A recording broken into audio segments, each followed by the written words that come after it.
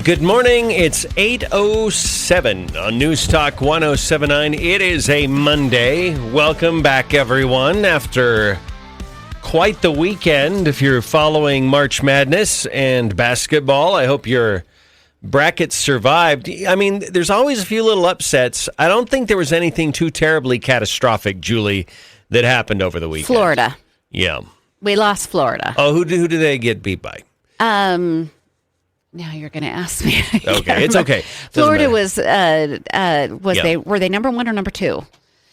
I don't know. Yeah, they were up. So there. They're out. I think that's probably the biggest bracket breaker of the weekend. Yeah, but there are some years when four of the big teams get blown out, and then everybody's bracket is blown up. So, but I will say it was super exciting yesterday. I saw the highlights of Dylan Darling, who is now the guard for St. John's.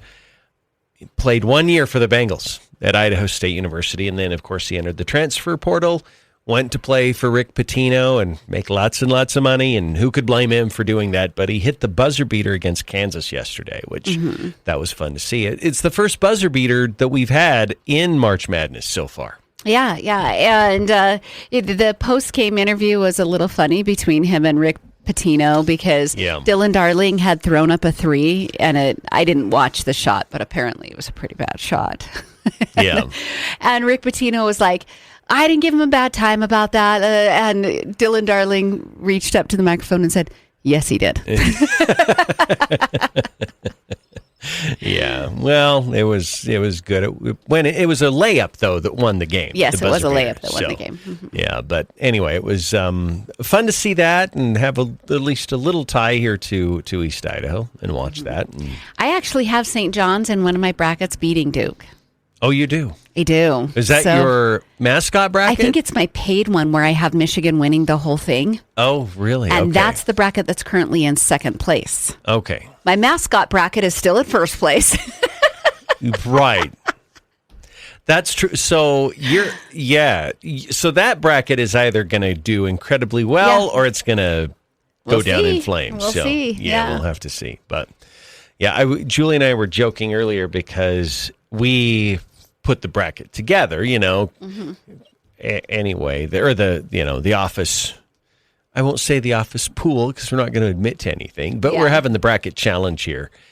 And Julie's fun bracket is number 1. Julie's paid bracket is number 2. My paid bracket is number 3. So we're dominating. We kind of are. And it's a little embarrassing, but I'll take it. I'll own it. We'll be all right with it. So we have that. We also have the continuation of the Idaho legislative session. And Julie and I, we were very privileged to be invited to attend the dinner with Dana Perino on Saturday night. Chris Cargill reached out to us and said, hey, we'd love it if you would come over and attend the dinner and meet Dana. And so we did. You were already over there. And I drove over on Saturday. And just had a great evening there at the Grove Hotel in their big banquet hall. And Dana gave a good speech. We talked to a whole bunch of lawmakers and people that were just really there for freedom. And so, yeah.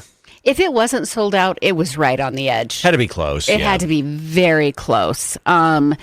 I don't remember even seeing a vacant table. So amazing turnout for Mountain States Policy Center. It was an interesting group of people. At our table, we had Senator Lori Den Hartog and her husband. We also had the lawyer who fought at the Supreme Court for the legislature. Yes. For the fairness in women's sports. Yeah. That we actually changed programming and played those arguments right here on News Talk. And so just happened that he was at our table as well. It was interesting to chat with him about that. We saw so many people. Dana Perino is very not rattled. Man, that lady is just kind of relaxed, and she just stood up there and she talked, and it looked like she had a couple of prepared notes, but nothing extensive. She told stories about her time of working in the White House, and then also what it's like to be on the 5, and it was a fun night. It was great. I would say my biggest takeaway, the thing that I appreciated so much from her comments, is that she said, One of her proudest moments is that she is the exact same person who started out in Wyoming as she is today. Yeah. She hasn't changed herself. And she told us a lengthy story of how she had an experience where George Bush told her that. Yeah. And she said, I'm not saying that to pat myself on the back. I'm telling you, surround yourself with people that are the same kind of people. Find the people who entered into politics and didn't let politics change them. Yeah. Yeah. I love that. I love that. They're still humble. They're still who they have always been. And I think that that's kind of a rare personality. I'll be honest with you. Yes. Especially in the realm of politics, I think you have a lot of people that go into that and they begin to get hungry for more power. They get a little bit of it and then they want more of it. And I think they compromise who they are. So I loved her message because she just seemed, she was born in Evanston, Wyoming, which is just over the hill here. And she she grew up on a little ranch, she was born in they had a multi-generational ranch. Then she went on to Colorado, but you could tell she just has that down-to-earthiness that comes when you're born on a cattle ranch in Evanston, Wyoming. Yeah. It was a great night. And we're so thankful for Chris Cargill and the hard work that institution is doing. I mentioned earlier, you could watch them in action on Saturday night. I asked to meet several of them because we'd like to interview others. This is a well-run organization. Oh, very organized.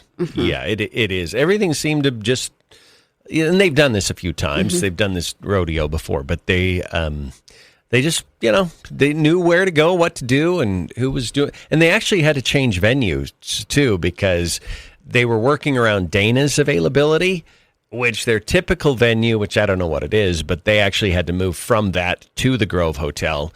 And they made it work. Didn't skip a beat. So yeah, it was a great night. Well done. If you ever get a chance to meet her, listen to her speak in person, it was really good. It's funny because she was just very controlled. Like there was nothing put on about it. She didn't show up and try to be an entertainer or to be something that she wasn't. She was who you see on TV, which is just straightforward and kind of makes the grown-up point that she's come to be known by. So we talked about how short she is. She told a story about she was filling in for Tony Snow, and she's kind of a no-nonsense gal, and they came to her and said, do you want us to rework the podium? And she said, no, it's going to be fine. So she filled in the first week for Tony Snow, and she said she did 3 appearances at that podium. Came time for the end of the week, and she's got another week coming up, and they came to her again, and they said, Dana, we can do a new podium. Like, we can do it. Yeah. And she said, why? I've got one more week. It's been functioning fine. Let's not waste the taxpayer dollars. No big deal. And they said, well, the NBC cameraman has talked with us, and the shot that they're getting with you at that podium, your head is covering up the symbol in the back, and it looks like it says, what does it say?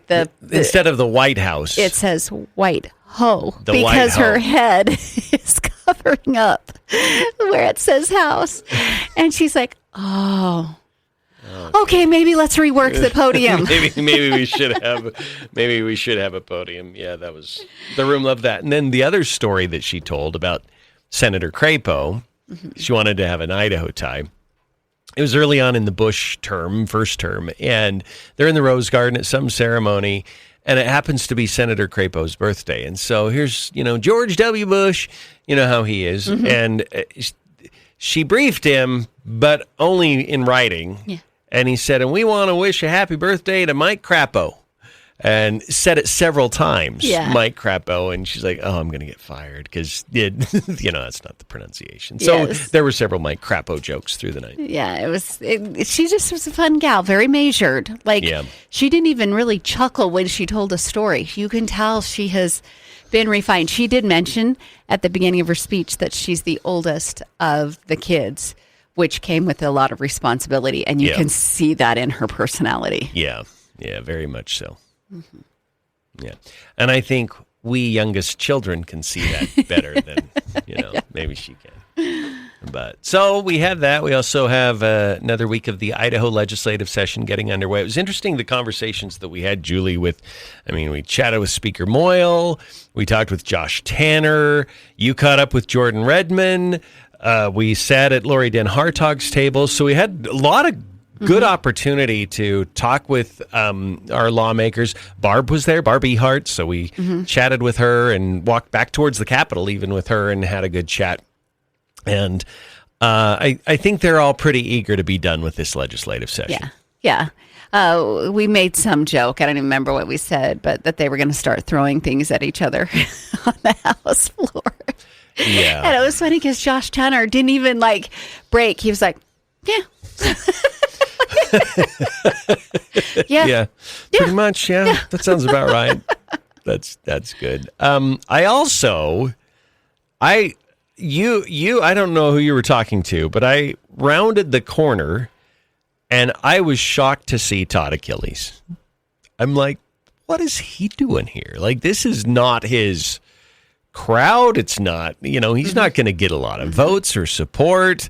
And I'm not sure why he was there, but I went up, shook his hand, and it was kind of dark. I don't think he recognized me right off the bat, so I introduced myself. And we had a great conversation. He said, I get over to that side of the state quite often now in campaigning, so I'd love to be on again. And I said, you're more than welcome to come on again. So, but yeah, anyway, that was my first question. And when I won't say which lawmaker, but when I said to her that he was here, she's like, what's he doing here? It was the exact same question I had. So I think it was probably a little surprising. I'm not going to say him by name, but there were a couple of others in the crowd that I was like, yeah, you're awful critical of conservatives. And here you are at this dinner. You're very, very vocal online about your criticism of conservatives, but yet here you be. Is it, we look, and part of the approach by the left is infiltration. And I think if they see a group, because when was Mountain States Policy Center on our radar screen? At what point? 2 years ago, I think we started watching what they were doing. And it sounds about right. And so we're like, okay, this is kind of an interesting group, and we hadn't really heard about them. I think they are fairly new. I don't think they've been around for a long, long time. But we started watching the policy initiatives that they were getting behind and supporting, and there might be one. I think we don't necessarily see eye to eye on the Article 5 convention, but I totally understand the argument for it. We just happen to have different conclusions. But the parental choice tax credit, that was, I think, kind of at least for Idaho, their centerpiece initiative that they've had for several months, and more than a year, actually, because it was past a year ago. And they got that across the finish line. And so I feel like that's sort of what endeared us to them, is how hardworking they are at shepherding these initiatives through. And they're not toxic at all. They're just like, okay, how do we build the coalition? How do we craft this? How do we do it? And I think that's what I'm drawn towards, is they're not scorched earth. They don't go out, and they will oppose lawmakers, I'm sure, but they don't try to destroy lawmakers. They don't go out and try to destroy people's reputations. And I really appreciate that. I think in the long run, that's politically how you win and how you survive. I also appreciate their data-driven analysis. We met the person who does the research for that. Jason is his name. Mercier. That was his last name. Super funny guy, self-deprecating. He's very short. Yeah. And so he stood at the podium doing a presentation with a woman who was very tall. And so he grabbed a stool and stood on top of that. It was very cute, and it made him endeared. Yeah. You wanted to chat with him. But he does a whole bunch of their research, and I am pleased by their research. And I was sitting here thinking while you were talking, what did put us on the radar with them? They were opposed to ranked choice voting. And we pulled a couple of the articles that they had done because we were so focused on East Idaho during ranked choice voting. Yeah. Because this was where we could change people's minds. Yeah. And we did. Yes. Your hard work with the documentary, it changed people's minds. I believe that was our introduction to Mountain States Policy Center because of their data-driven concepts about ranked choice voting. Then we saw what they did with school tax credits for parents. That was amazing work. And they're continuing their work. They do a lot of work with Washington State and Montana. This is interesting. Idaho is very uniquely shaped with the panhandle there. There is a lot of crossover between Washington and Idaho in that panhandle.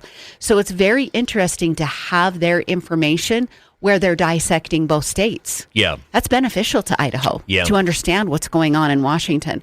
They're currently fighting that income tax raise in Washington, doing good work with that as well. Yeah, they are. And I think it's probably a little bit more of an uphill battle in Washington with the fighting. Because you have the eastern half or eastern 2/3. It's not unlike Oregon, where you have a big chunk of Washington that's quite conservative. But man, you get to the Cascades and you get over into Olympia and Seattle and those areas, and that's where the population is, and that's where the leftism is. Yeah. So, yeah. Anyway, fun weekend, fun Saturday, and a lot of driving in one day. I went over and back same day, but it was a great experience, and I enjoyed it. Yeah, immensely. well worth the drive. It was fantastic. And a big thank you to Mountain States Policy Center. Yeah, it was a lot of fun. All right, we're going to be back after this, 208-542-1079 on this Monday edition of the Neal Larson Show.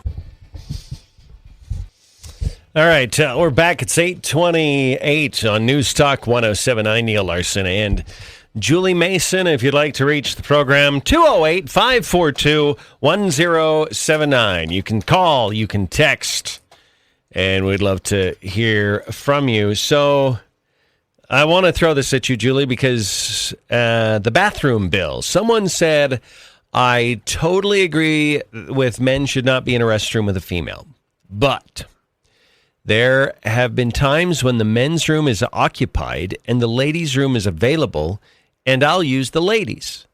Now, for clarification, that only if the restrooms are single occupancy, or if I had my wife check to see if anyone is in there, and then she stands guard to let others know I'm in there.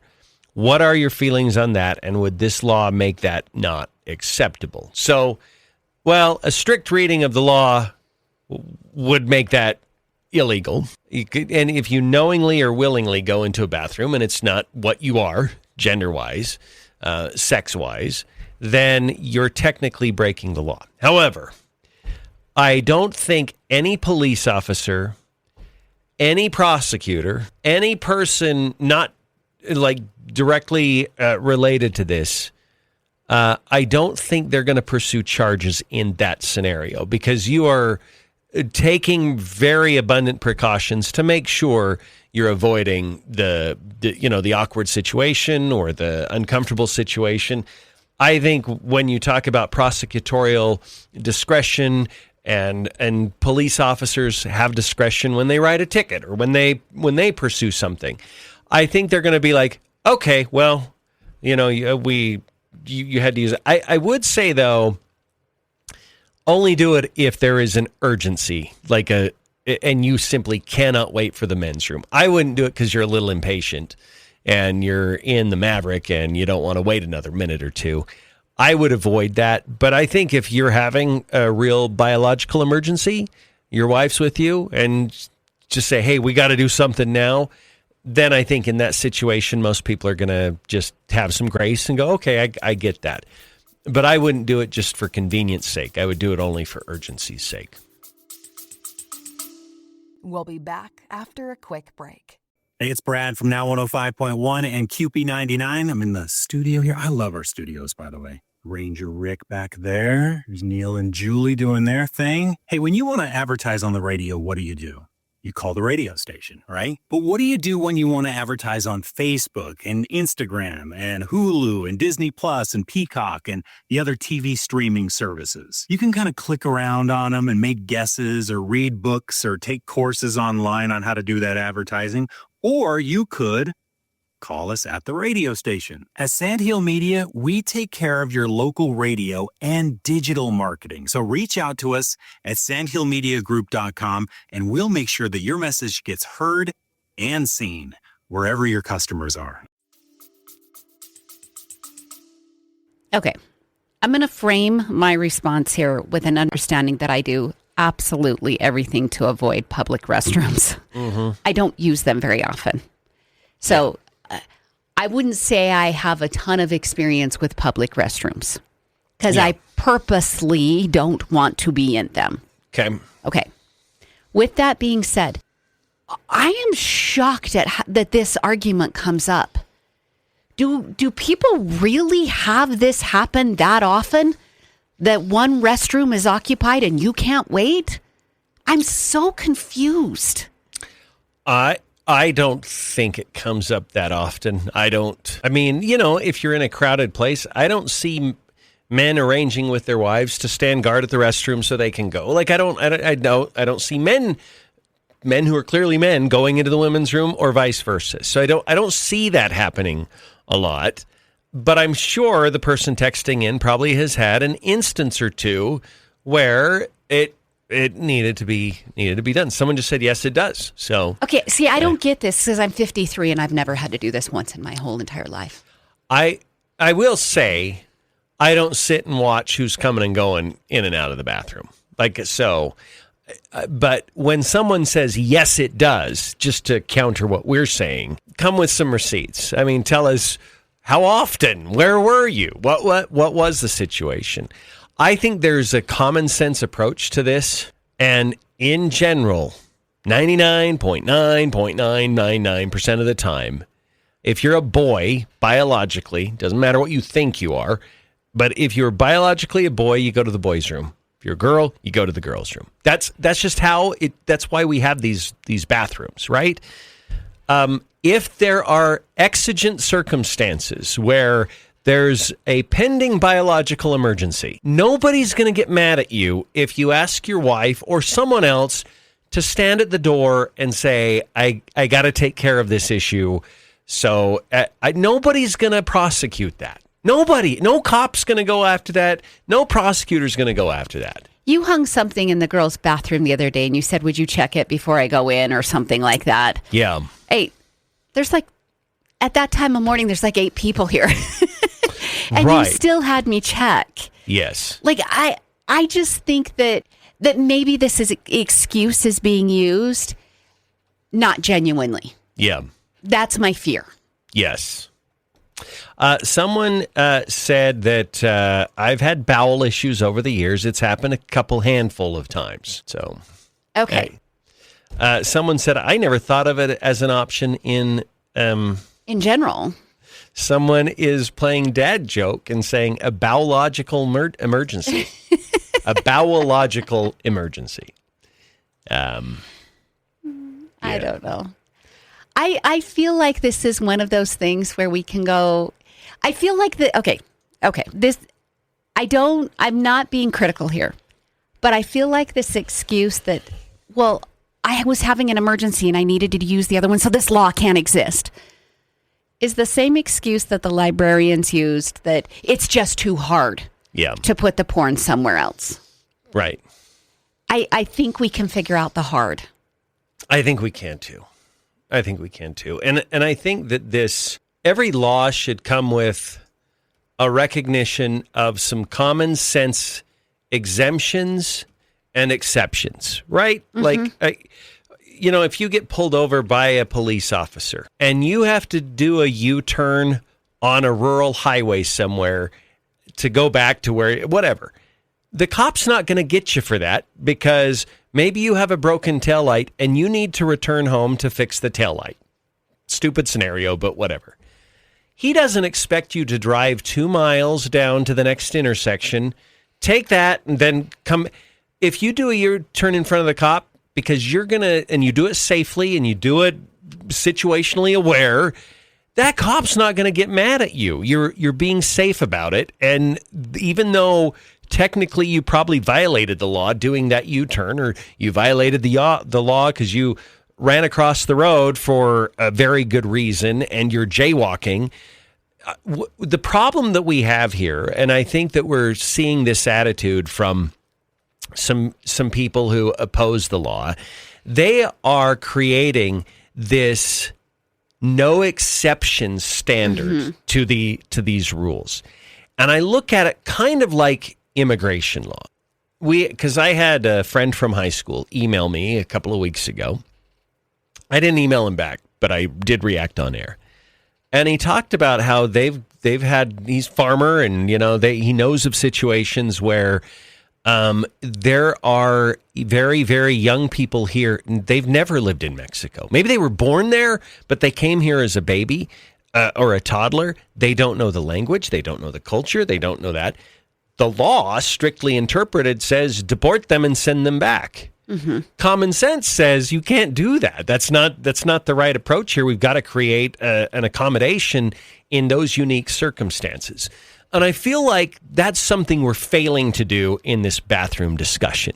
Yeah. Because the whole point of this is to make sure that our girls and women feel safe and feel like, don't make them feel vulnerable.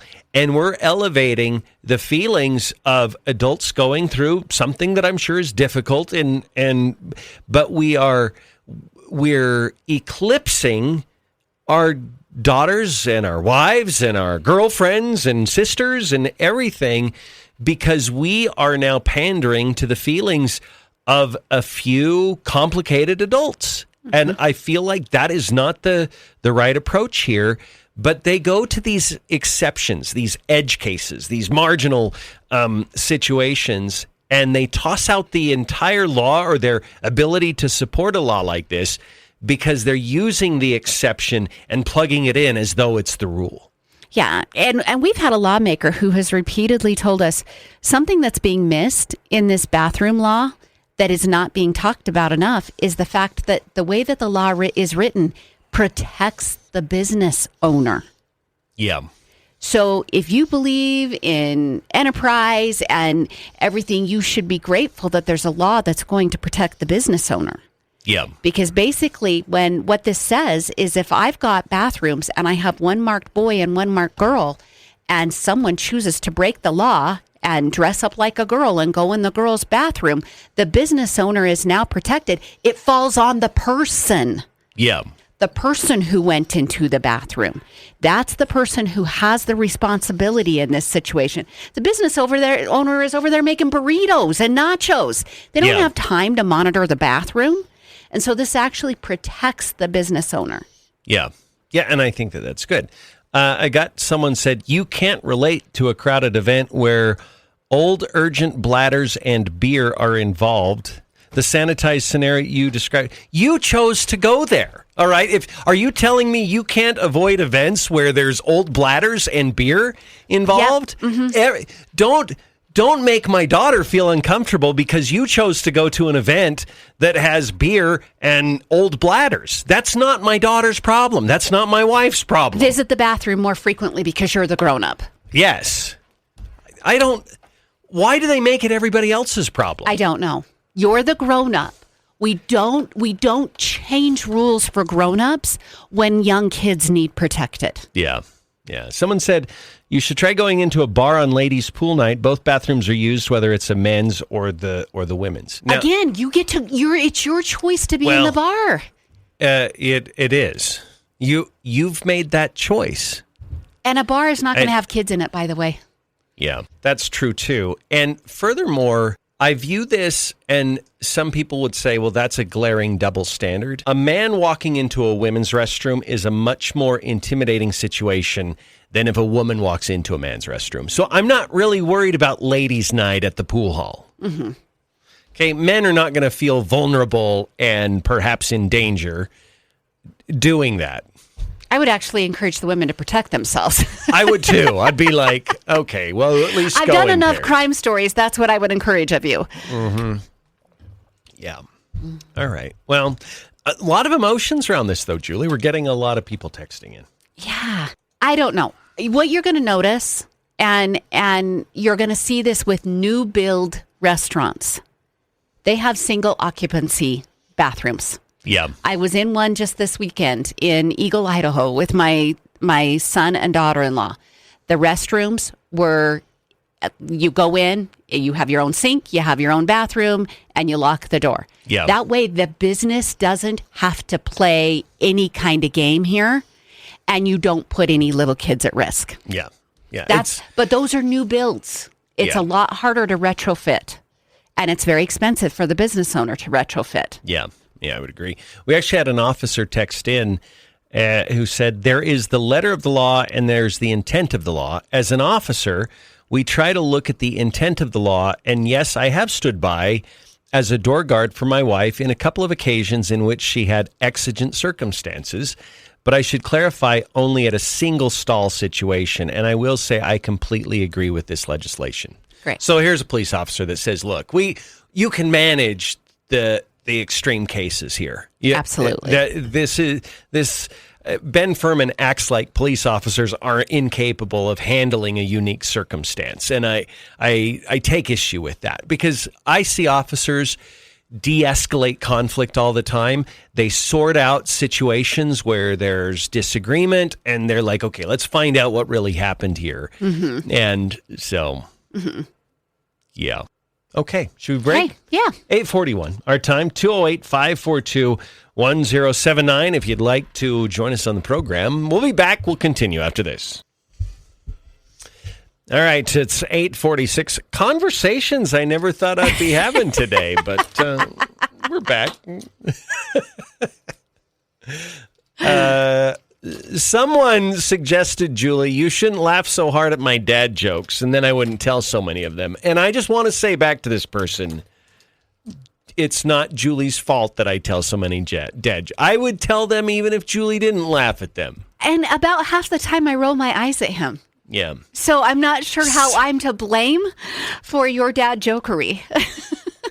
Sometimes it's just courtesy laughter, too. Look, like it's good relations. I get undeserved laughter for my dad jokes that sometimes are not that funny, but internally it might be a 5 or a 6, but I expect a 8 or a 9 reaction. Gosh. Can we start Monday over? Yeah. Someone said, has Ben Furman agreed to come on your show yet? No. In fact, the last 2 messages I've sent him have just gotten ignored. Like, he's seen them, and he just doesn't even reply anymore. And, I tell him, I reassure him, Ben, you're going to have plenty of time to explain yourself. We're not going to sit here and cut you off. We don't do that to guests. Now, that doesn't mean at some point we may cut you off, but in general, you're going to have plenty of time to explain yourself. I don't think he wants to because... And I don't blame him for this. I think when you are a lawmaker like him and you vote so often against your own party and against your own platform, you do want to control the environment where the questions are answered. So he always wants to answer the questions on his terms without pushback so he can frame it. I don't blame him for that. That's probably what he has to do to have a chance of getting reelected. But I do believe that his constituents in Bingham and Butte County deserve to hear answers to hard questions in real time. Mm-hmm. Not something that he can sit and craft in a written Substack, whatever, but something where you come in and you sit down and say, Ben, let's talk about these votes because I know Bingham County. In fact, I grew up in Bingham County. I know people. I know these people. I love these people. And many of your votes are not in accordance with how they live and what they believe. And you need to make that case to them directly. Mm-hmm. On what I would say as a forum and a format that is unlike any other. It's not a 90-second TV hit. It's not a carefully curated newspaper article. It's a real-time discussion where you're getting good questions, hard questions, but you're going to have the chance to reply to it. And I think his constituents deserve that. He apparently does not. So I've even offered out one other time. I'll throw it out there again. The one and only time Ben Furman was on this program, I was not here. I was traveling in California to see my daughter. I will do that again. I don't think we need to run from this concept. Ben Furman has a problem with me. Yeah. He's actually told people now he has a problem with me, and it's gotten back to me. I'm a big enough person and a grown adult, and the constituents deserve it. I'll step aside. I won't even be in the interview. It can be just an interview with you. If I think that that's a very weak-minded politician who can't sit amongst someone that he doesn't agree with. But I will open that up, and the interview can be conducted the way it was the first time, just you and him. Yeah. Well, I mean, I would want you on the interview, but if it got him here, the people of Blackfoot and Shelley, they deserve that. Yeah. It could be a boys only thing. I mean, it's not my vote, but yeah. All right. There should be at least one grown up in the relationship, and I'll be the one. Yes. What am I? No. I mean, between me and Ben. You and him. Okay. I gotcha. All right. Hey. All right. Yeah, and we definitely will have Julia. Here's the thing. You are not hearing a lot of campaign interviews right now because we've got the legislative session. We kind of want sort of a clean break from the legislative session, and then we'll shift into more campaign mode, and we will have more candidates. In fact, we got a request the other day about having a gubernatorial candidate on, and we're like, we're just holding off until we get a little bit closer to the election. May 19th, but once we flip in, another week, we'll be into April, and then we can, hopefully we'll be close to sine die at that point. Yeah, you've seen the patterns that we've been doing here. We've had weeks where we've done 4 lawmakers from Idaho, 2 senators from the U.S. Senate. Like we're focusing on legislation right now. As soon as they sine die, we're going to shift immediately into campaign interviews. Yes, yeah, looking forward to it. Okay, it's 8:51 News Talk 1079. Julie, I haven't seen the billboards, but we've had people text us pictures of the billboards. I saw it. Did you? Okay. Yeah. So, and I feel like this is a weird approach. I get it, but at the same time, you have, I think it's Kevin Cook, Aaron Bingham, and Stephanie Mickelson, right? On one of the billboards. Yes. And then the other one is Josh Wheeler, Mark Harris, and Ville. How are we saying his name? Ville? I don't know. Ville? Ville? We really need to figure this out. Ville. We'll just say Ville. I know. And it's like Seinfeld, Vandelay. But it's Ville. Where they're saying they're conservative. But when you line them up, you look, how often do you actually vote with the conservative majority? They're among the least. Mm-hmm. In fact, I ran the Party Cohesion Index workflow again this morning, and it's changed a little bit. We've actually seen some of these lawmakers. I've seen an upward shift in their voting. So they are voting a little bit more often with the Republicans in split majority votes. So, and I don't know if it's because we're getting closer to the election or whatever, but I don't think by any metric you would call them conservative. There are other words that you could plug in there, common sense or reasonable or, committed, whatever. There are a lot of good, positive words you could put in there, but I would not, relatively speaking, in the context of this election, say that they are conservative. Yeah. I wouldn't. That word doesn't match those lawmakers at all. They're not conservative. In fact, there's lots of ways. We dissected Representative Mickelson's abortion video she put up. Yeah. She filmed it. She put it up. We dissected that video last week. That was not a conservative approach to abortion.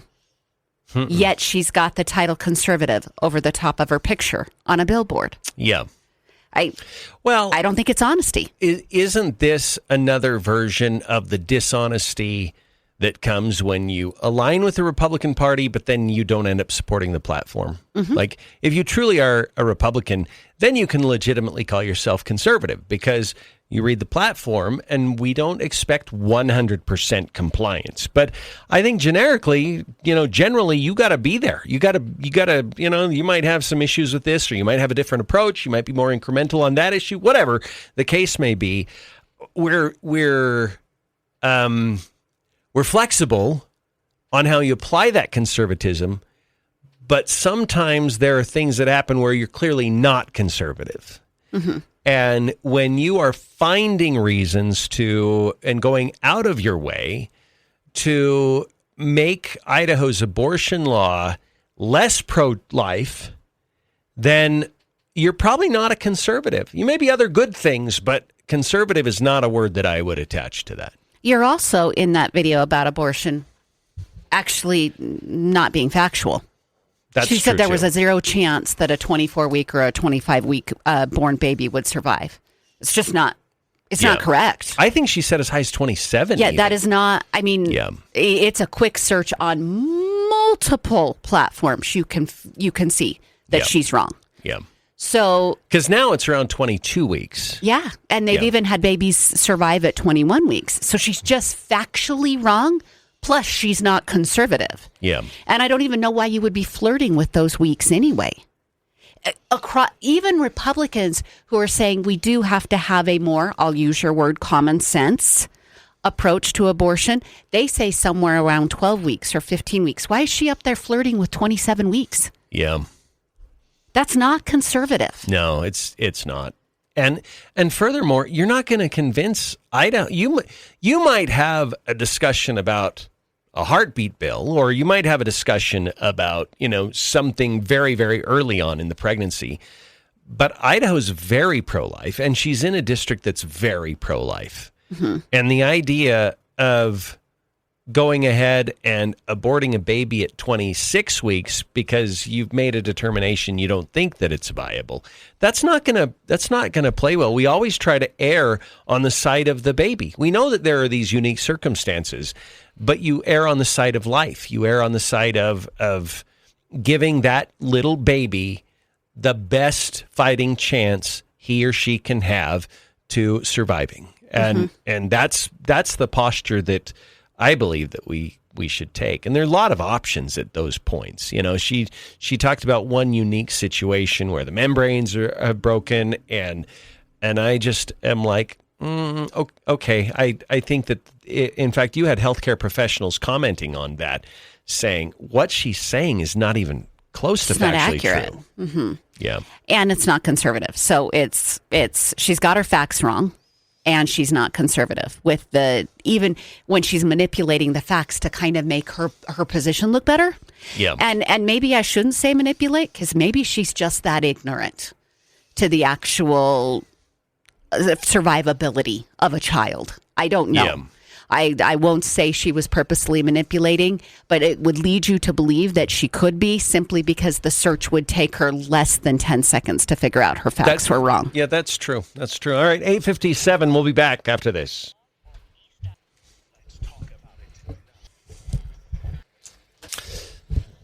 All right, welcome back. Another hour underway, and if you'd like to join us, you can. 208-542-1079, and we'd love to hear from you.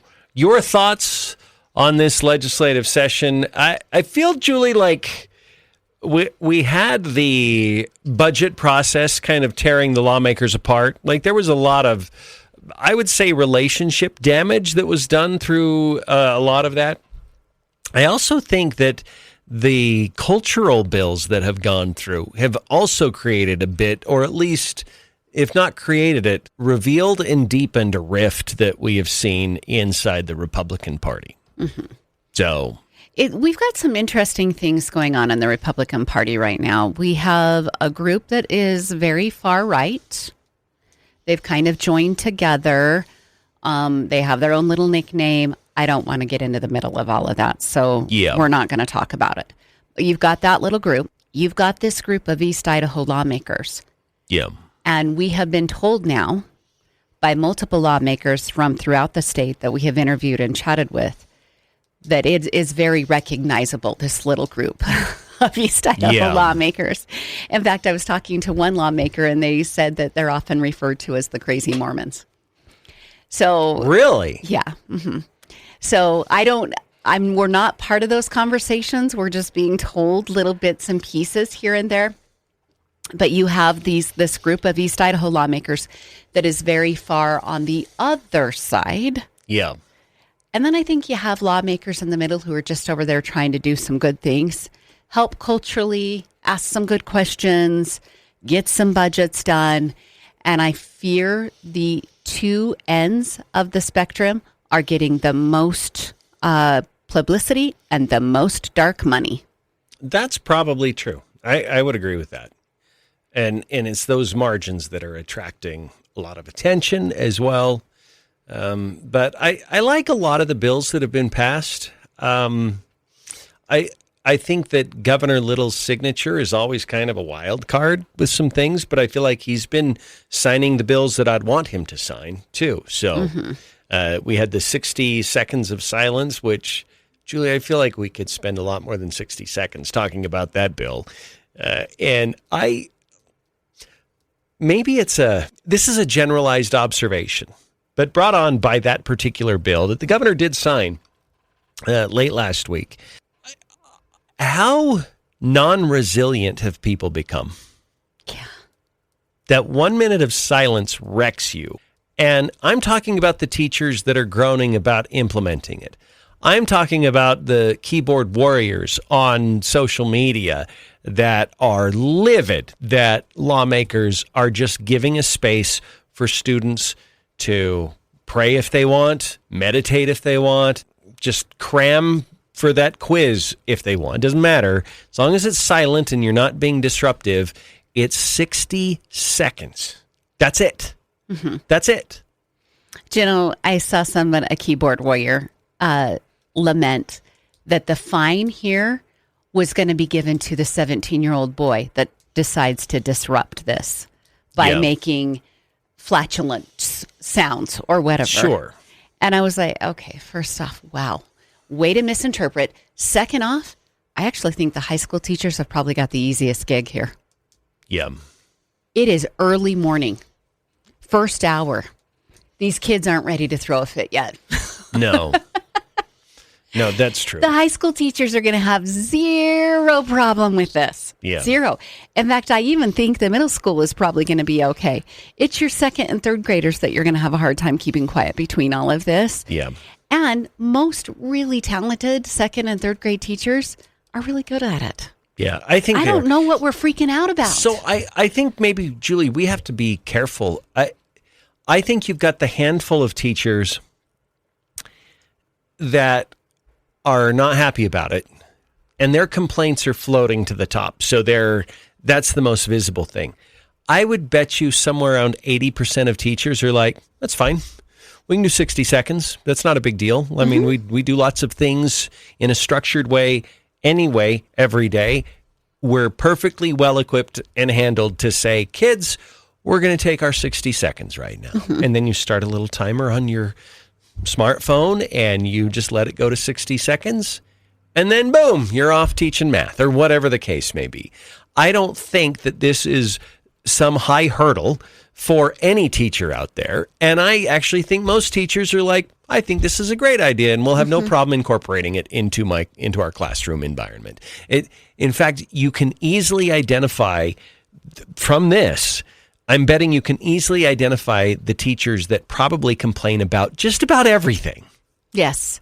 I also think it's a very interesting relationship that educators have created with the state, meaning the people they get their money from. Yep. They're going to demand not $1 more. And not all teachers demanded this, but some really loud voices saying they were speaking for teachers were demanding this. Not $1 more. Not $1 more. Also, they were saying, don't touch our budgets. We have to make up some differences here in the finances for the state of Idaho this legislative session, but hands off our school budgets. Yeah. So they demand that they get 100% funded, no budget cuts, and they don't want any more money going anywhere else that they don't get to have any decision on. Then when the state says, okay, we won't cut your budgets, and they don't, and then they come to them and they say, but we would like you to implement a 60-second moment of silence at the beginning of every day. Yeah. It's weeping and wailing and gnashing of teeth. So basically, you won't work on anything. It's your demands and your demands only. To the extent that that's actually the culture. Like, I think it is among the loudest. Yeah. But like I said, I think most teachers are probably like, yeah, we can do this. Yeah. We got this. And I would love to see some of those teachers that are like, yeah, this is going to be fine. Why don't you speak up? Yeah. Because we know you're actually the majority. I would agree with you if they'd all speak up together. But I think a lot of them are like, I don't want to get on Karen's bad side over here. So I'm just going to, we'll do the minute and it's not a big deal. That's the thing. But I don't know that I would speak up either. Like for me, it's just like, okay, we'll do that. But I'm not sure everyone has a can-do attitude, Julie. I think they look for reasons why they can't do things that they don't absolutely want to do and love. So let's go to the phones, 208-542-1079. Caller, welcome to the show. Oh, good morning. Hey, so my daughter's kindergarten, first grade, and second grade teacher all used to make the kids do 3 minutes right after, like, morning bell, right after recess bell.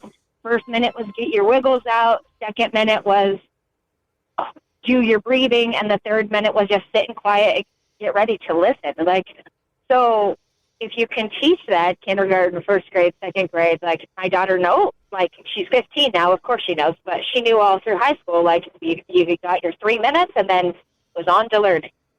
Yeah. I don't think it should be a big deal. Well, that's just it. It shouldn't be a big deal. I think this is a great way to teach kids to sit still. We really are a very agitated society at this point. I went to, and thank you, caller. Did you have more to say? Because I was going to make a point. No, I just thought, if a little tiny school in Wapello can teach, K through 2 to come in, get your wiggles out, do your breathing, and then sit for 60 seconds and be quiet and get ready to learn. I don't see why, everybody couldn't do it. But have a great day. Thank you for the call. So I was at a state cheer competition at the Mountain America Center. So big venue, right? And I was shocked at how many people couldn't wait until a break between these performances by these cheerleaders are sometimes 90 seconds. The other performances are 3 minutes. Yeah. But we stand right up in the middle with people behind you, so now they can't see, and you're going to go to the bathroom, and just because it's not your group on the floor, who cares? Yeah. I gotta leave. I gotta go get my popcorn. We are just such an agitated society. You want it now. Yeah. Yeah. And it's really good for these kids to learn to sit still. Yeah. Very good. It is going to be good for them. And I will say this, and a little bit of condescending advice to the non-can-do teachers out there. These kids don't know what the intent of the lawmakers are. Just let it be a minute. 1 minute of quiet and peace. That's all it is. And the kids, you don't have to make sure that they pray. And maybe, I don't know what you tell the kids, especially the younger ones. But I would say, talk to your parents about what you should do during this 1 minute. And then if the parents want to talk about saying a little prayer to Jesus or whatever, then that's fine. Or if you have kids that they are just being taught to meditate and to relax a little bit and focus as you head into another day of learning, that's fine too. Whatever it is fine as long as you're not disrupting other kids. It's going to be okay. All right. I know you don't like the lawmakers that passed it. Okay, and I think that's what this comes down to. There's all different colors of derangement syndrome. But in the end, it's still just a quiet minute. That's all it is. It doesn't matter what the lawmakers' intentions are. In the end, if you're a teacher, or in the end, if you're a keyboard warrior, it's all just 1 minute of quiet. Mm-hmm. You're going to make it. You got this. We believe in you. Yes, we do. Okay, Julie. Also, how low are our expectations of kids? Apparently, some teachers super low. Like dirt bottom level expectations of kids that they can't sit for 60 seconds. Yeah. Well, can we go back for a moment to the bathroom discussion? Mm-hmm. Not actually the bathroom discussion.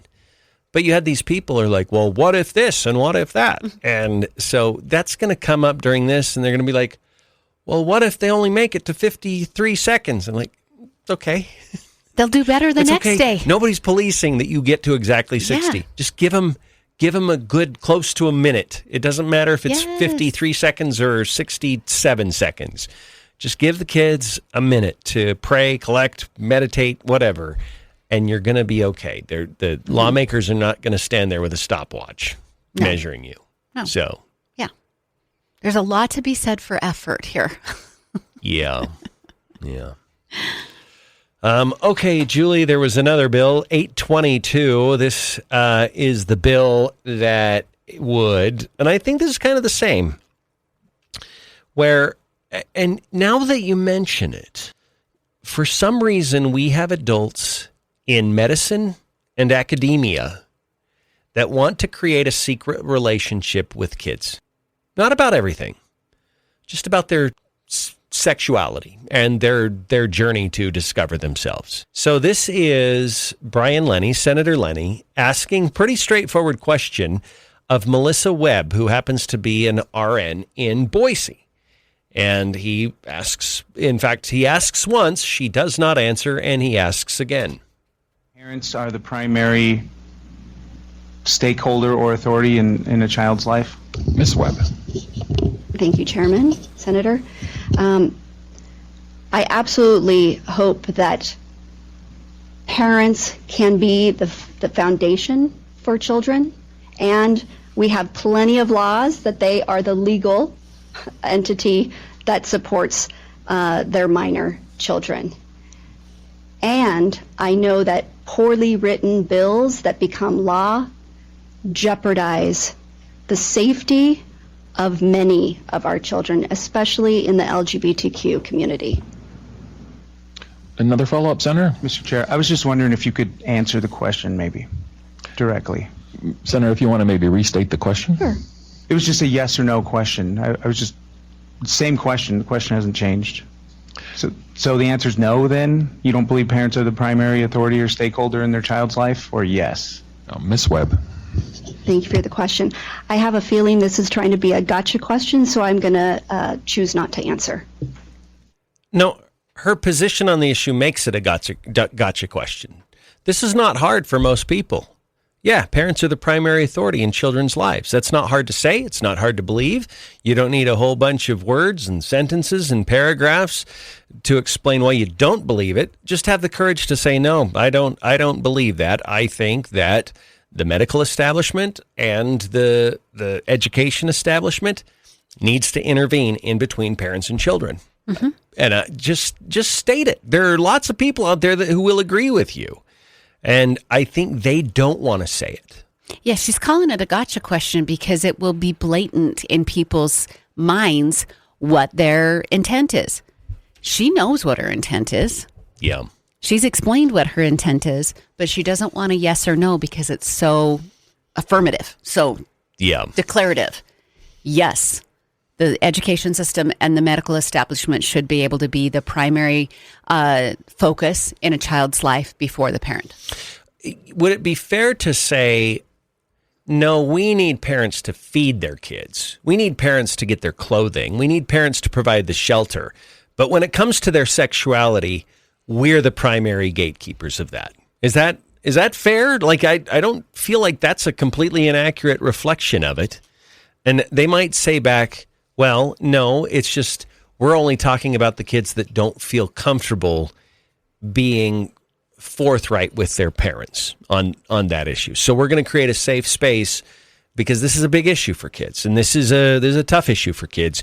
So we're going to accommodate their need to have some privacy when it comes to that, and we won't tell it. Look, I'm trying to state the case as best in their behalf as I can, but in the end, no adult other than parents should be creating a space around any child's sexuality in any way, shape, or form. I'm not a psychologist. I can't imagine it is healthy for a child to have a school official or a doctor tell them, yes, here at school for 7.5 hours every day, you can act like a male. But when you go home, you need to act like a female with your parents, and we're going to keep this a secret. Yeah. Like I said, not a psychologist. That sounds like a recipe for a really damaged kid. I would agree with that. Like, keep the secret. You can be you from 8:30 a.m. to 3 p.m., but keep the secret when you go home. Yeah, that sounds like a really damaged kid. Let's go to the phones. I believe Representative Barbie Hart's calling in. Good morning. Well, hi, guys. I appreciate the opportunity. I need to weigh in on this because you're hitting a lot of things exactly as they should be hit. But real quickly on this very topic, I cannot tell you how much email and letters and conversation from the medical community as a whole. And this all started with our bill, with mine and Senator Kelly Anthony, the pro tems, with our medical parental rights, which is being amended. So what we're talking in 822, we've already covered. This just gets more detail. And so we already had this pushback. That's the funny thing. I actually said in committee, I said, you realize that we already have this law?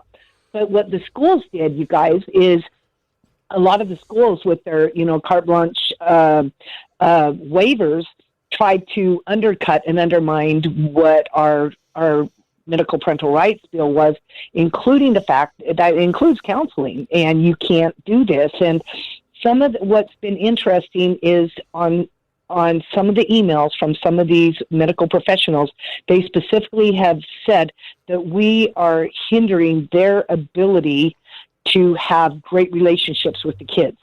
And I'm thinking, you have no need to have a great relationship with these children. The parents have to have that relationship. And everyone needs to continue to hear the conversation that you guys are promoting, because they do not realize how serious and how far-reaching this is. When Kelly and I brought this in 2024, and it wasn't just at the schools. This is medical parental rights up until the age of 18. And what really probably prompted me, where I'd had enough and had looked, to Alliance Defending Freedom had been the ones helping us, is when in Kootenai County, Kootenai Help had, and I have it, I can send it to you, when they finally said at the age of 12, with their My Chart, this had to do with bringing the gal in from Dallas, I get all that to set up their My Chart. At the age of 12, children had to basically go at it alone. Parents can no longer have a say. They'd have to get permission from the children, basically when they're in there with the doctor to find out what's being addressed. It's just absolutely insanity, and people don't realize just how young they've been reaching into our kids. And though you may have commented that, I also have to say something else about the bathroom bills. It is just very frustrating that is being overlooked, and I keep bringing it up. Just having, and it's disappointing that, any of the law enforcement would be opposed to it, but just having the law is enough to also help our businesses. We have businesses in Idaho Falls who try to protect women and children, and they're still saying no, men can't come in the women's restrooms and locker rooms, but they actually, because of our anti-discrimination ordinance and just the way things are, they actually run the risk of being sued. And so just having this law protects businesses who want to protect women and children. And we forget that too, when we go into these funky nuances that you had pointed out earlier today. But the fact of the matter is, just having the law is enough to also discourage and help businesses. Just the law itself. And Neal, you're absolutely right. If you can't tell that someone, we've got a lot of girl to guys that are growing beards. Nobody cares. And to be honest, nobody really cares if you're in the men's bathroom. Like that's, but it's the women and the children on the women's side that are the ones that are threatened. Yeah. No. Barb, thank you. It was good to see you, by the way, on Saturday night. Yes, good to see you guys. Anyway, thanks for all you keep doing. And thanks for letting me weigh in. Oh, you bet. Always welcome here, Representative Barbie Hart. Yeah, like she said, this law is actually protecting businesses. It's very specific to Idaho Falls, too, because they do have that an ordinance that was passed in July of 2020. Yeah. That basically anybody can use any bathroom, any public restroom in the city of Idaho Falls.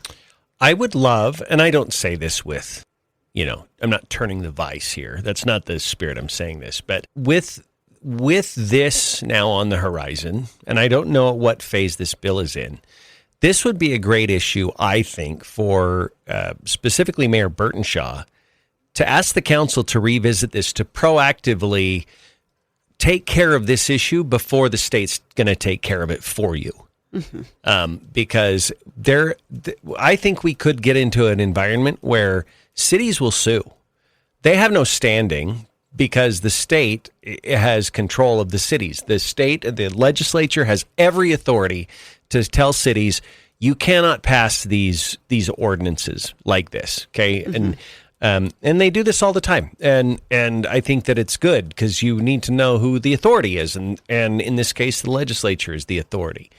But I think you're going to have some legal pushback. I mean, what happens to the city ordinances once the state passes this? Do they just become moot? Do they go away? Do they go poof? Because they're not legal anymore. They can't be if the state passes this. So I would say proactively put this on your agenda, get rid of your accommodations ordinances, and because you don't want to have an ordinance that is in some kind of legal limbo. Right. I would love to see the city of Idaho Falls take that stance. I believe that the residents of Idaho Falls were overlooked in the passing of that law. I think that it happened in July of 2020. We were in the middle of COVID. We weren't even having open meetings. Yeah. It was not highly publicized that it was happening. It was just kind of a shh. Now's a good time. Well, let's push this through. Saw an opportunity. They pounced on it. So. Yeah, so I think that would be great for the city of Idaho Falls to tackle this. I think it's important. For people who don't think that this is important, kids matter. And that's the bottom line of all of this. It's not like Representative Ehart said. The bill covers both men's restrooms and women's restrooms. But the real focus, the protection, is on women and children. Yeah. That's why the law is in place. And if you're an adult who can't see that, I'm wondering where you're at with protecting kids in general. Do you care? I just, in what way do you think we should protect kids?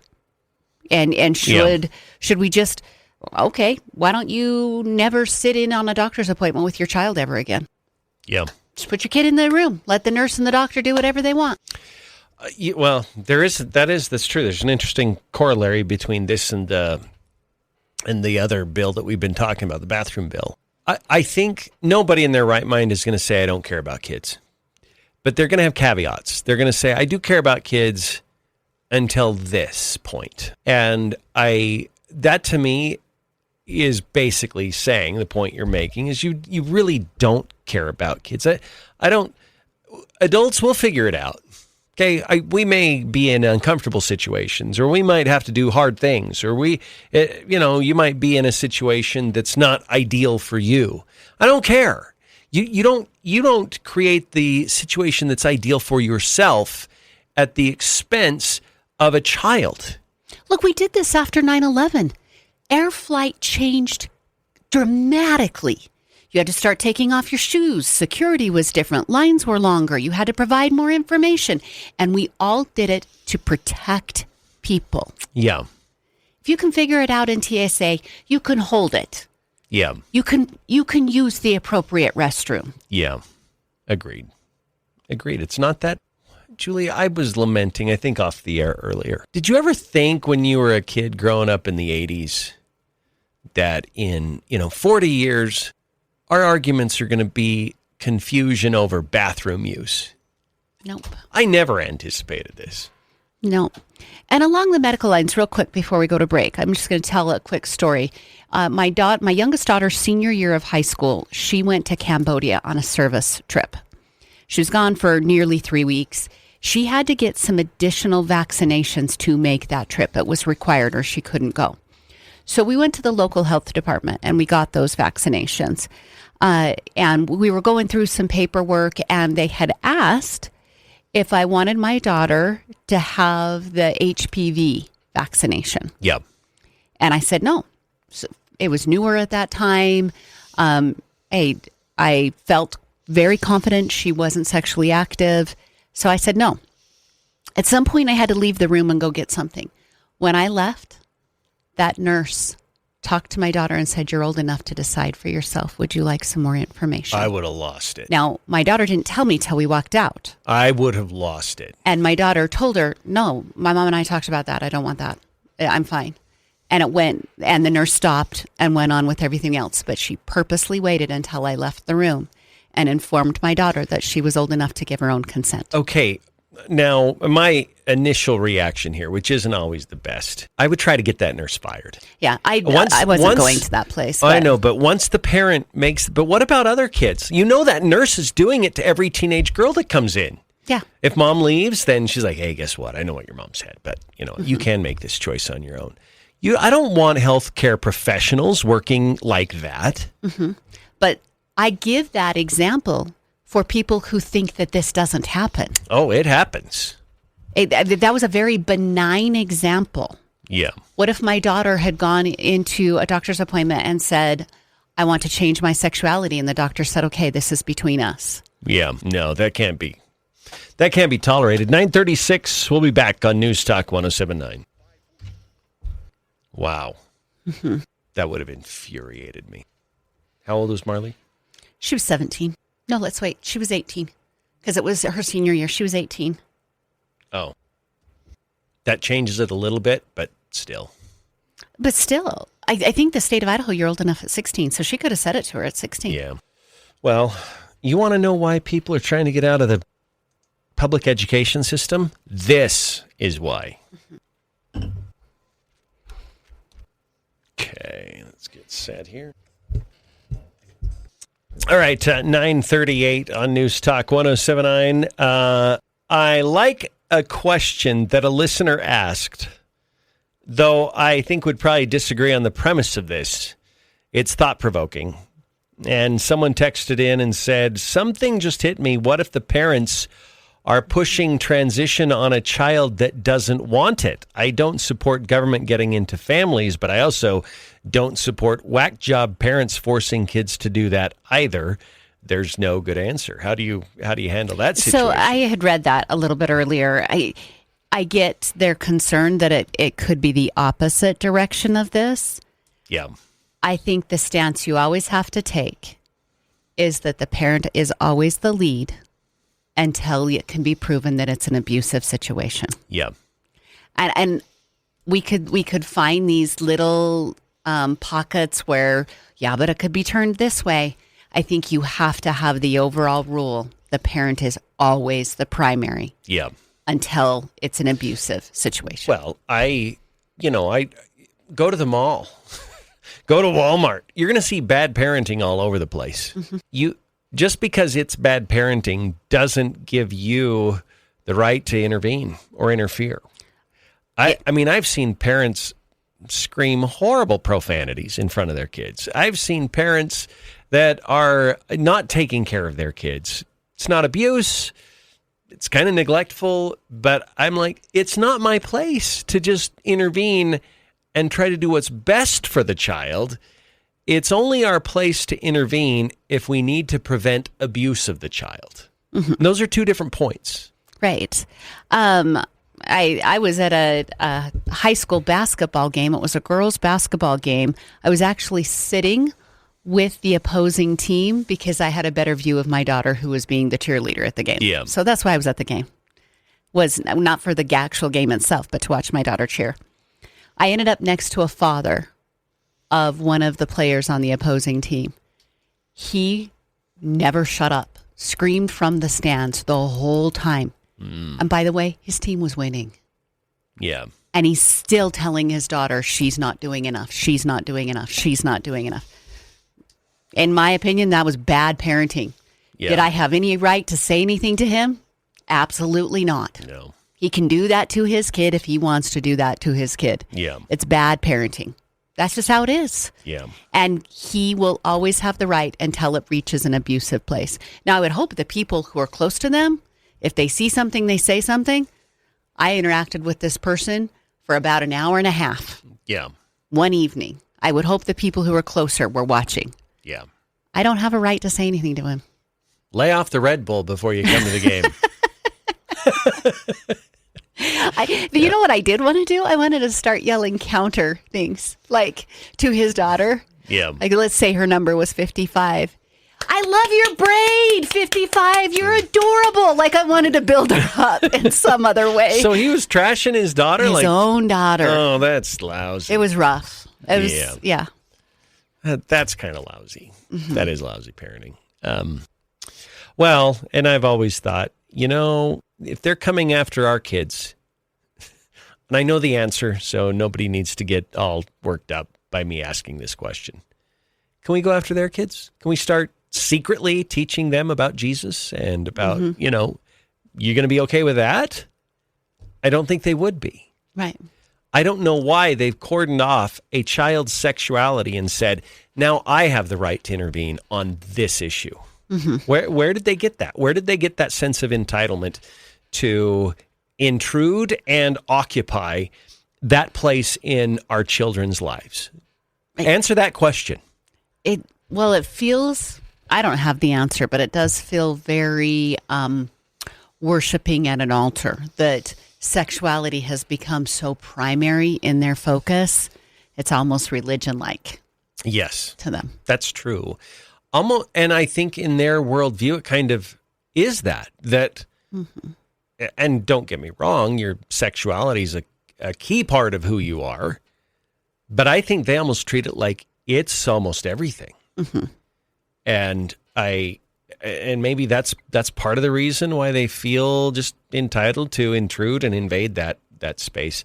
But Julie, I don't have any illusion. In fact, speaking of the Mountain States Policy Center, every week, every few days, we'd get an update from Chris Cargill, and he'd send it out statewide, talking about how many kids have signed up for the parental choice tax credit. Now, it's complicated. There's a lot of issues, and I'm not saying it boils down to this one issue, but this is one issue among many why parents are like, I don't want my kid going to a school staffed by people that think that it's okay to have a secret relationship with that kid around their sexuality, or secret conversations, or keeping secrets with each other that you hide from the parents. Like that, I don't want my children around those adults. And that's not me saying they're groomers or they're pedos or whatever.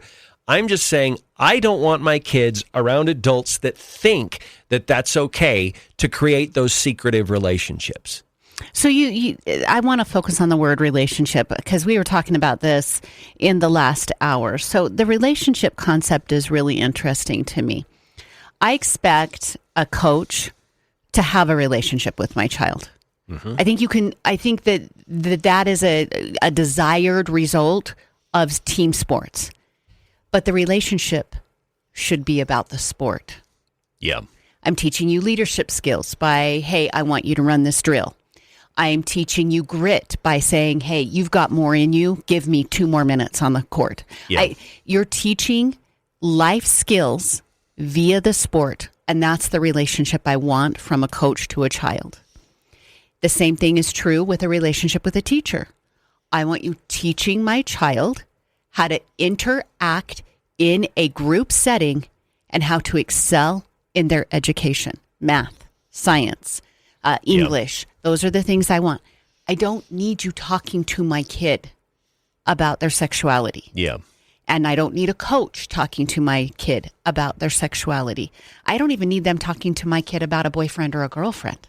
Yeah. I don't need that. That's not the relationship you're developing. Stay in your lane, right? Mm-hmm. Yeah. Yeah. And that being said, I'm super grateful for the mentors that my kids had growing up. Oh, sure. And the important adults that aren't their parents.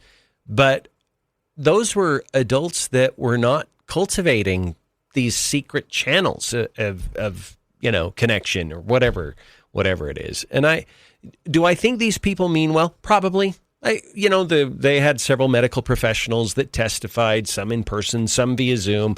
One of them was even a provider out of Pocatello. I think they think they're doing great work. I think they think what they're doing is important. And I think it probably comes from a good place. They want to give this kid a safe space. They want to give the kid room to have some comfort and to have, a place where they feel accepted.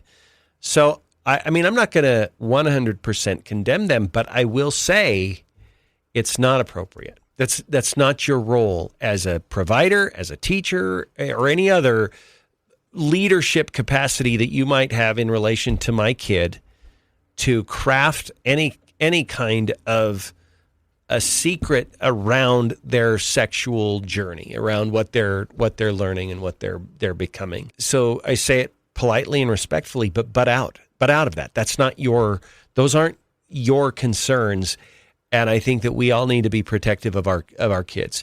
I do think there may be environments where kids might be going through something, and if you take them to a counselor, I think there might be situations where you might say, we trust this counselor, and I want you to feel comfortable telling them things that you may not feel comfortable for us. Okay, but I would have to know that counselor well. I'd have to trust them implicitly. I'd want the values to be the same. I'd need them to be but that would be very, very rare, I think. But I think you're mentioning something where the parent is incredibly involved. Yes. Yeah, you're right. You're right. And it is. In these situations we're talking about that they're trying to prevent, the parents kept in the dark. Yeah. Yeah, it's true. The fight continues, Julie. It does. Why does this have to be? Did you ever think this was going to be a fight? I guess I felt really confident there were so many people that were in the same camp as I was. Let's do everything we can to protect kids. Yeah. And I guess I just thought adults were more resilient than this, that a teacher wouldn't get their feelings hurt by being told to stay in their lane. I expect adults to be grown up enough to handle that conversation. I expect a doctor to be able to handle that conversation. You've handled really intense things in your life. Yeah. It's a very small issue. Right. I don't know why this has to be so passionate for you. Well, if you have teachers that can't handle 60 seconds of quiet in their classroom, I guess maybe it tracks out. So we've got a break for the news. We'll come back and continue after this on News Talk 107.9. Okay. 1, 2, 3. Okay. Let me see if we do have an advanced Windows. Oh, he's cute. Marley sent that. It's my son's birthday today. So Marley, and we have a big family group chat, and we had all said happy birthday to my son, and then she sent a picture of her little boy just grinning from ear to ear and said, Harvey says happy birthday. Okay. This kid's a morning kid. The first 5 hours of the day are bliss. He does tummy time for 15, 20 minutes. He'll roll all over the place. Not so much at about 7 o'clock at night. And it's a little different. He's a little ready for the day to be done. And I'm like, I get you, Harvey. Me too. Yeah. Okay, Neal and I had how much time do we have? Can I tell him about the weird car on the freeway? Yeah. So Neal and I are following each other home from Boise on Saturday night. And I'm behind you probably about 8 or 9 car lengths. I'm not right on his bumper, but there's no cars between us. A couple hundred yards probably. Yeah. I wasn't very far. I was really pretty close. And I was on the phone with somebody else. We talked on the phone for a portion of the drive, but I was actually on the phone with somebody else. And no. It happened right before I got off the phone with you. That's when it happened. So Neal's driving, and all of a sudden, Neal throws on the brakes. I see his brake lights go on. So I throw on the brakes, and I can't remember what you said. It was something like, watch out for that car. Yeah. We're in a construction zone. This far lane on the left is cordoned off with pylons. Pylons. I like to call them pythons. Yeah. Pylons. A car in front of Neal had conducted a 2-point turn and was now coming up towards us in the lane that was blocked off. Yeah. And it was just an average car. It wasn't a worker car. No. Average car. No cop. It was like a Dodge Charger or something. Like it was gray. Like it was weird. I'm like, what are you doing? So here we are going, I think we were kind of doing a little faster at that point. Might have been 85-ish. There were times Neal was doing 88. But we were going that fast, and this car is all of a sudden coming towards us. And the only thing separating us at that speed is some orange cones. Yeah. A little scary. I don't know what he was doing. But it wasn't like I almost hit him. It wasn't, but if there's probably 3 seconds there if I had been ahead more than, and it could have been super dangerous. I don't know why you're doing that. Because I mean, there's not a lot of exits through that stretch because that was Raft River kind of area. Yeah. But there's an exit, 3 or 4 miles down. Mm-hmm.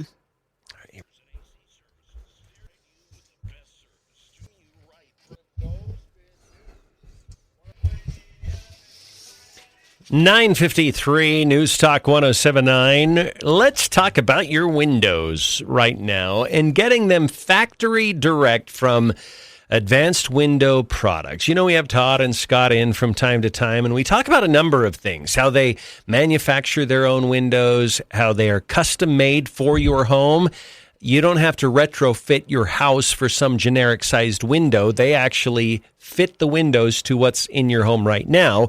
So it takes a little bit of time for them to do that. But then you have beautiful windows, custom windows, windows that are the right color, and now guaranteed for life as well. And so much energy efficiency. I love the aesthetic look of the new windows, but also these are going to start to pay for themselves. It will take some time, but you're going to shave off energy costs on both the heating side and the cooling side. We're about to get into the warm part of the year in Idaho, so get these windows in before you're cooling your house. Keep what you're working on, that cool air, keep it inside. You can do that with new windows. All sorts of window types, by the way, from casement windows, sliders, double hung, picture windows, more. They offer sliding glass doors, atrium doors, and pet doors, too. So they have a very broad offering for you. So give them a call, 208-852-8685. That's 208-852-8685. And by the way, you get savings when you buy more windows. So at least $2,500 off when you buy 10 windows or more. All right, we're going to break. We'll be back. We'll wrap it up after this. It's 9:55 on News Talk 107.9. Okay, 1, 2, move. Rev to here, and then we'll have 1 minute left. Then on my way over on Friday, I'm trying to think where I would have been at. I wasn't quite to American Falls. So I was between Pocatello and American Falls, a little bit closer to Pocatello. Mm-hmm. And I'm just driving along. I'm in the left lane. I'm going faster than almost everybody. I think I was doing 86 at that point. And I'm coming up on a truck. The truck isn't going much slower than me, but I am going to pass this truck. But we're doing fine. All of a sudden, the truck comes in on me. I go over the rumble strip, lay on my horn. He jerks his truck back.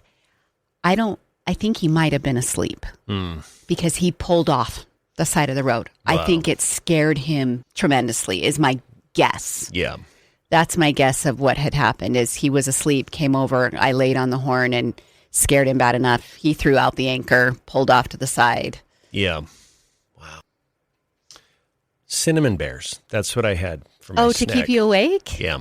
That's a good snack. On the drive over. So I left around noon, gassed up, and I didn't stop till Mountain Home. I went across the desert. So Arco, Cary, Sun Valley, that route, and very pleasant drive. Like it was just a good drive, and fine. And I was ready to hit the restroom at Mountain Home by that time.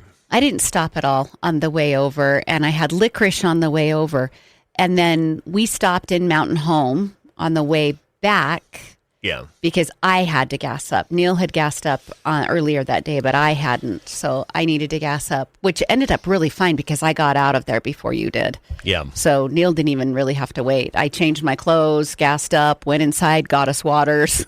Yeah. And then you showed up. But I bought the Boom Chicka popcorn. Chicka Boom, whatever it is. We got to go on. Hold on.